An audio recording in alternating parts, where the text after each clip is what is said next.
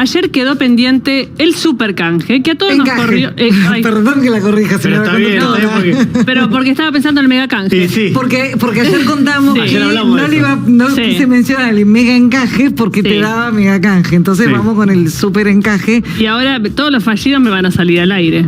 Bueno, voy a y decir los vamos a corregir mega, uno por uno. mega encaje, Vamos voy a decir... Vos sabés que hay algo buenísimo que no voy a delatar Blindaje, quién, pero voy a fue de decir. esta producción que me dijo, súper encaje, me habla en serio. Mirá vos. Y mirá que nosotros todos Mezclado. le enganchamos por el lado, Sí. viste, mega canje, economía. yo no lo había pensado, Perdón, pero... yo tampoco. esa es gente muy caliente. Evidentemente No sí. sé, yo no voy a Sí, decir sí, ¿en qué quién está fue, pensando? pero Yo no pensé sé. en raso, seda, pónganle otra. vos también, otras mirá. telas, otras sos telas que no sean chanchita. encaje. Están No, que no sean todos- encaje, no pienso que no sean encaje.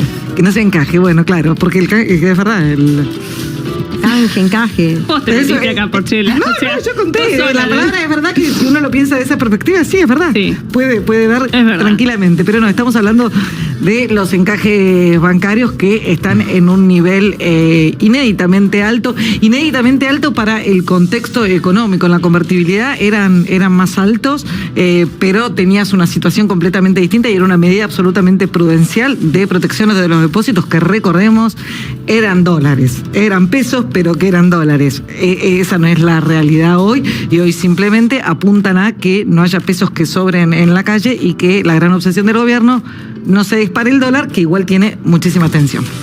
Bien, vamos a tratar de entender el tema, porque no es tan cercano para todo el mundo, No. ni siquiera para nosotros mismos, los que no estamos especializados en economía y que queremos entender de qué se trata lo que es la discusión, sobre todo en ese ámbito. Está con nosotros Claudio Caprarulo, economista, director de la consultora analítica. ¿Cómo estás? ¿Qué tal? ¿Cómo están? Buenas tardes. ¿Qué tal?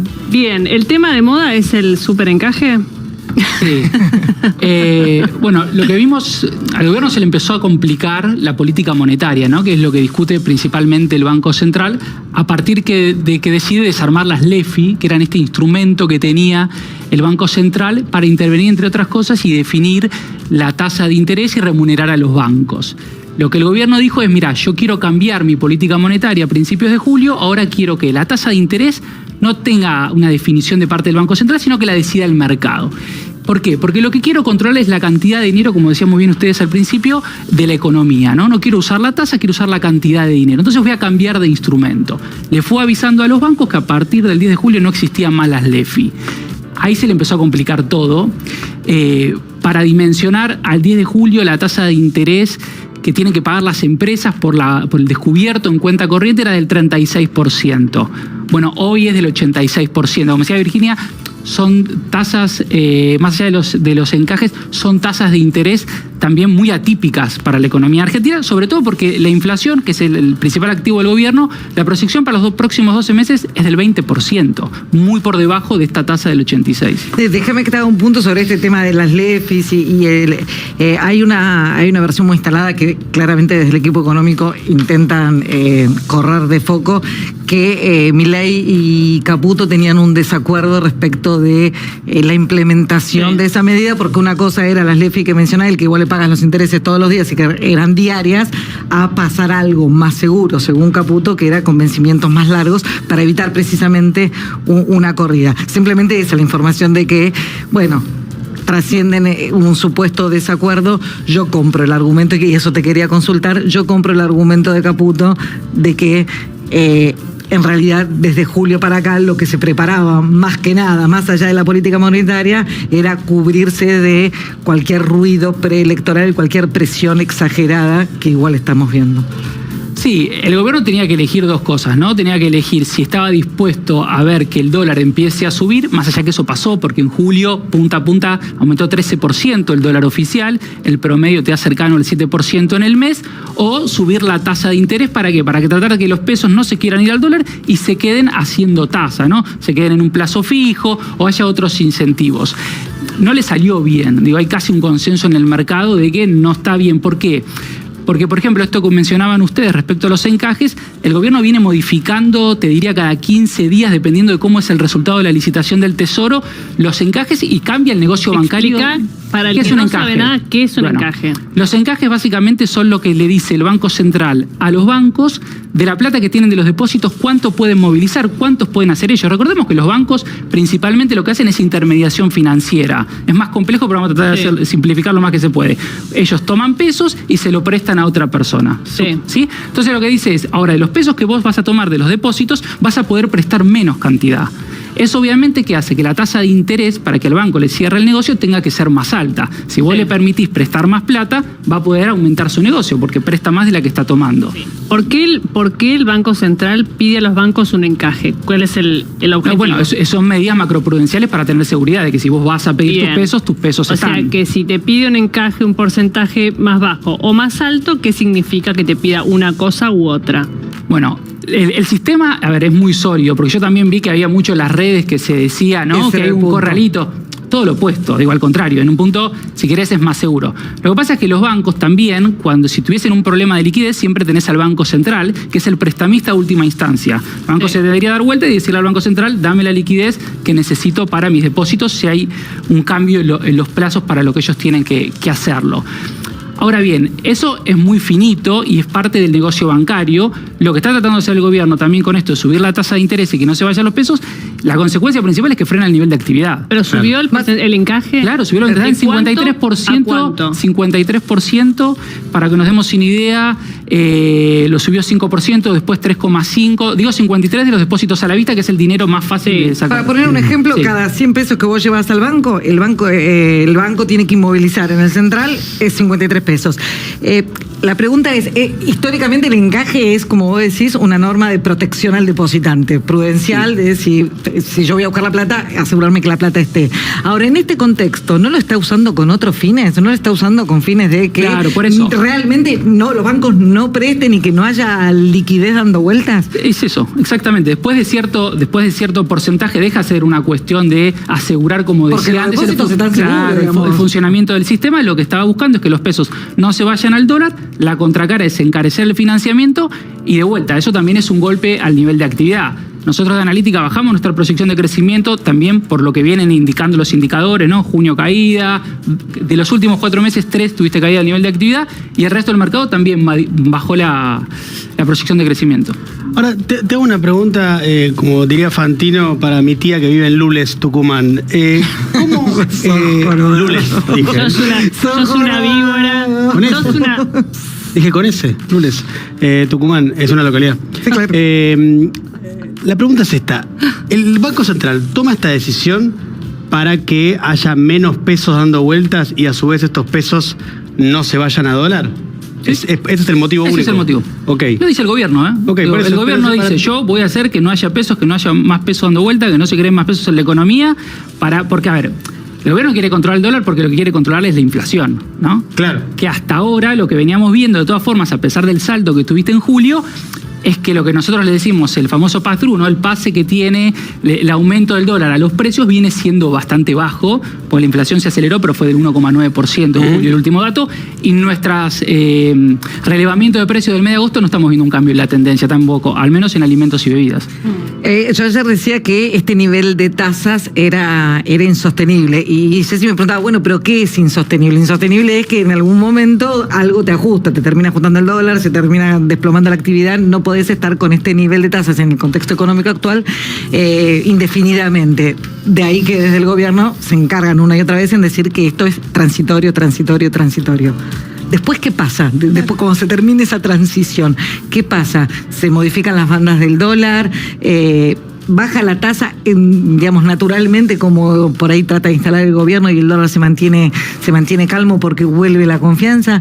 ¿Qué pasa después? Bueno, a ver, la lectura es que es transitorio por 2 cuestiones. La primera, porque estas tasas de interés claramente son totalmente disruptivas para las empresas. De vuelta, una tasa de interés de 86% del descubierto de cuenta corriente es que no puedas usar la cuenta corriente. Calculemos la rentabilidad que tenés que tener o cómo tenés que armar tu programación financiera para una pyme para poder pagar esa tasa.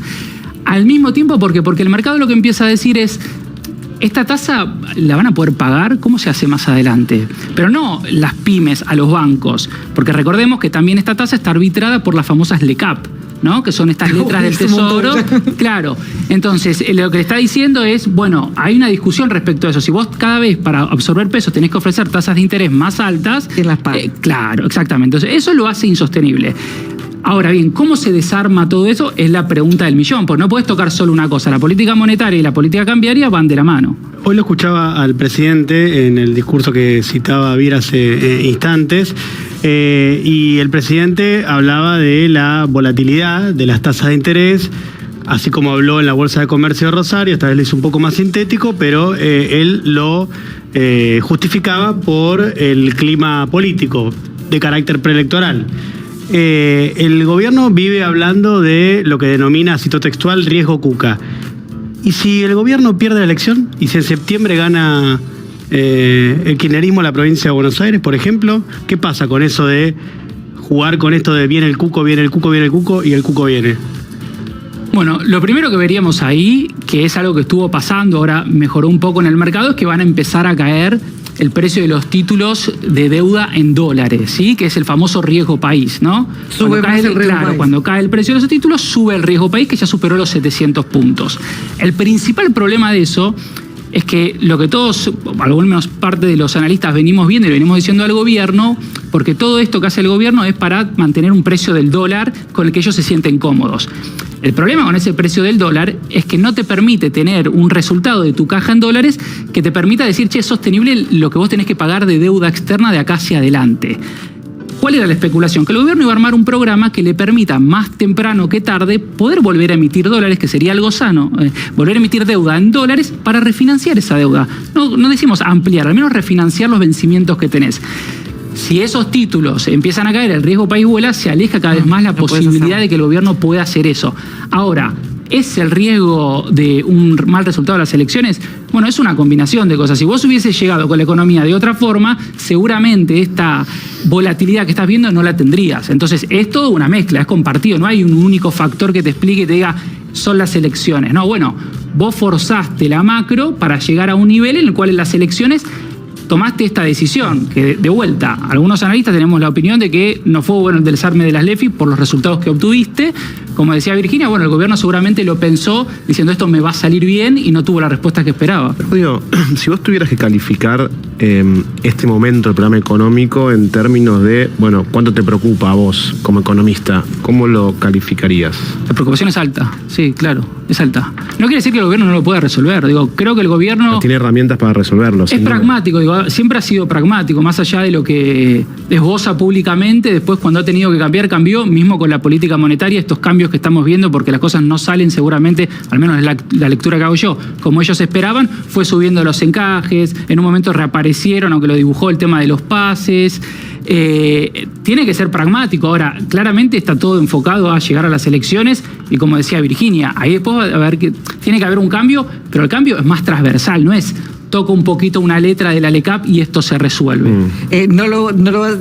Lo voy a decir yo para que no lo tengas que decir vos. A tal punto es pragmático el gobierno, y de hecho eso puede generar alguna que otra incomodidad en los funcionarios, que en definitiva esta suba de encajes tiene una cláusula, una letra chica, que es que no es efectivo lo que tienen que poner los bancos, sino determinado bono, que es el que los obliga a los bancos a hacer algo. Hay una norma que lleva a los bancos, es prácticamente algo forzoso, algo que es mala palabra para los ¿Y los bancos qué dicen? Así que están enojadísimos, claramente. Pero más allá de básicamente los bancos, la pelea con los bancos en realidad tiene más que ver con la remuneración. El encaje típicamente no es remunerado, es plata que vos encajás y a 0%. Para descomprimir la tensión y para no llevarlos a hacer eso, porque obviamente no pueden encajar 53% al 0%, bueno, parte de esos encajes los puedes hacer con bonos. Entonces ahí ya tienen un rendimiento, una remuneración el banco por el encaje, lo cual, bueno, descomprime un poco. Entonces ahí la pelea es cuánto es esa remuneración, y esa es la tasa que ayer, por ejemplo, yo contaba que también subió. Sí, y te agrego algo, Vir. Sí, claro. También lo que hace ahí el Banco Central es decirle a los bancos, mira, tenés que comprar estos bonos porque con estos bonos vas a integrar. Y eso es lo que le permite al Tesoro, al Ministerio de Economía, cuando va a colocar deuda, que todos esos pesos no vuelvan a la calle, sino que queden de vuelta en títulos. Por eso el gobierno, cuando una licitación no sale como esperaban, el famoso rollover, ¿no? Claro, tengo que pagar 100, voy a emitir deuda por 100. Nadie me quiere tomar deuda por 100, entonces emití deuda por 60, se quedaron con, vamos a decir cualquier cosa, 40 millones de pesos dando vuelta. Después cambia los encajes, arma una nueva licitación y le dice, esos 40 millones de pesos me los tenés que dar a mí. Porque te voy a dar los títulos con los cuales podés encajar. Podés cubrirte regular. Hay que decir algo. Si algo así hubiera hecho el gobierno anterior, hubiera sido un escándalo. O sea, es una decisión full colectivista, digamos. No sé si colectivista la palabra, pero una muy firme, de mano algo bastante dura. En cualquier caso, bueno, ayer salió bien. Te invierto la pregunta de Diego, que dice, bueno, ¿qué pasa si el cuco llega? ¿Qué pasa al revés? ¿Qué pasa si obtiene un buen resultado? ¿Qué es lo que le puede mejorar tanto al gobierno, sabiendo que hay un problema que va más allá de las elecciones y de la política? Bueno, de vuelta. Eso es lo primero que, siempre el primer indicador que vamos a mirar es cómo reacciona el mercado financiero. Que cuando vos tenés un problema de deuda como tiene la Argentina es importante. Entonces uno puede estar de acuerdo o no con lo que hace el mercado financiero, pero si vos cada 15 días tenés que salir a colocar deuda, vos necesitas que te crean, ¿no? Sí. Al mismo tiempo, lo que decíamos, si al gobierno le va bien y logra también, porque más allá de lo que pase con las elecciones de vuelta, vos tenías problemas macro que no dependen de lo que pase con las elecciones. Entonces, le tiene que ir bien en las elecciones y tiene que empezar a mostrar más sostenibilidad en su programa económico, que seguramente uno imaginaría que con no teniendo las elecciones en los próximos 3 meses, sino hasta 2027, va a tener espacio para poder acomodar y volcar un programa económico, al menos que tenga una transición hasta que... ¿Ese programa económico vos creés que va a incluir chau a la banda y dejar flotar de verdad el dólar o no? A ver, por un lado, digo, el gobierno también a todo esto tiene un auditor permanente que es el Fondo Monetario Internacional, ¿no? Sí. Sabemos que el Fondo Monetario Internacional... Quiere dejarlo flotar. Exactamente. Por lo general lo que dice es, vos tenés que ir a una economía lo más desregulada posible y el tipo de cambio es un precio más de la economía que tiene que flotar y que se tiene que acomodar. Es lógico que el gobierno no esté de acuerdo en ir por ese camino por lo que decíamos antes, porque su principal activo es bajar la inflación y si vos, más allá de que ahora el pass-through viene siendo bajo, sigue existiendo. Digo, no es que no existe. Si vos mirás los precios mayoristas de la economía, en el mes de julio la tasa pasó de 1,5% a 3% mensual, o sea, se duplicó. Si mirás dentro de los precios mayoristas directamente lo que son los precios importados de los bienes importados, también subió fuertemente. Entonces, lo que quiero decir con esto es lógico que el gobierno vaya armando un programa en el cual también trate de evitar estos shocks. Eso no quiere decir que no tengas que hacer correcciones y que un tipo de cambio atrasado como hasta ahora se fue sosteniendo gracias a medidas como el blanqueo, un nuevo acuerdo con el Fondo Monetario Internacional, ahora este súper encaje. Me gusta que va aprendiendo la definición. Sí, totalmente. Vamos a instalar. Sí. La última por mi parte. Sí. Acabas de decir que le cambiaron la consultora la proyección de crecimiento para este año. Creo que tenían un 5%. Nosotros teníamos 4,4. El consenso del mercado venía siendo 5%, mismo algunos 5,5. Nosotros bajamos a 3,8. 3,8 es un crecimiento muy bajo. Sí. ¿Por qué? Porque a vos, lo que nosotros le decimos el arrastre estadístico, o sea, el crecimiento que tuviste en el último trimestre del año pasado, si la economía se hubiese planchado, te dejaba un crecimiento para este año de 3,2%. Imaginemos, 3,8% es principalmente gracias al crecimiento que todavía tuviste en el primer trimestre de este año. Después la economía se estancó. Bueno, bien. Alentador el mensaje. Sí. Gracias, Claudio, por haber estado hoy acá.